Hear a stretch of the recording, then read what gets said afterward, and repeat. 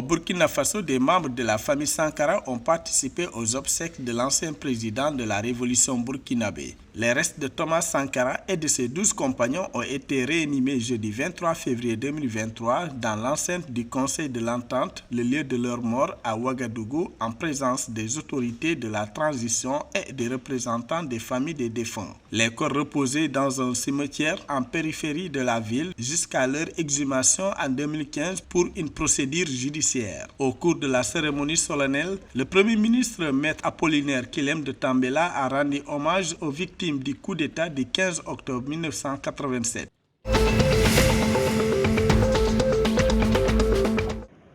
Au Mali, le gouvernement de transition a annoncé mercredi 22 février 2023 l'annulation de passeports diplomatiques en cours de validité pour des personnalités dont d'anciens ministres et leurs proches. La décision du ministère des Affaires étrangères et de la coopération internationale adressée aux missions diplomatiques et postes consulaires accrédités au Mali concerne 15 personnalités. Parmi elles, les anciens ministres du gouvernement de transition avant la rectification en mai 2021.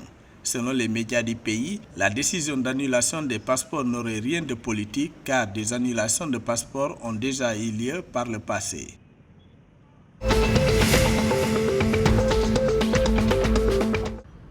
Le gouvernement mauritanien, lors de son conseil des ministres du mercredi 22 février 2023, a approuvé un projet de décret convoquant le collège électoral pour les élections locales et municipales du 13 mai.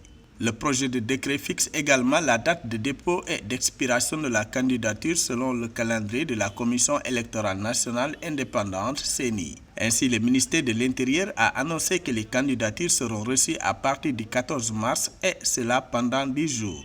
Les dossiers doivent être déposés auprès des représentants de la Commission électorale nationale indépendante CENI.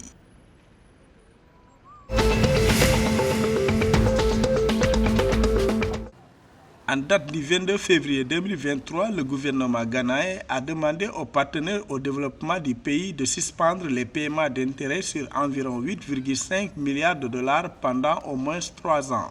Une mesure permettant aux créanciers de s'engager auprès des pays à fournir des subventions pour soutenir leurs efforts de développement pendant la période où ils ne peuvent pas emprunter sur les marchés internationaux des capitaux.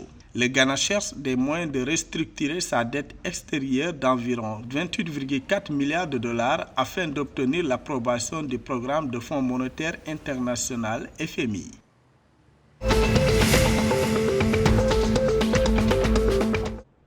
Au Togo, lors d'une réunion ministérielle de mercredi 22 février 2023, le gouvernement a adopté un projet de décret sur la profession de chauffeur après une première enquête lors de la dernière réunion gouvernementale du mercredi 15 février 2023. Selon l'exécutif togolais, l'adoption de ce texte permet de disposer des informations et données nécessaires pour une meilleure organisation du sous-secteur du transport routier en vue de la contribution à la réalisation de l'ambition de la feuille de route gouvernementale 2020-2025. Le gouvernement a également indiqué que l'objectif étant à terme d'affirmer la place du pays en tant que hub logistique et de services.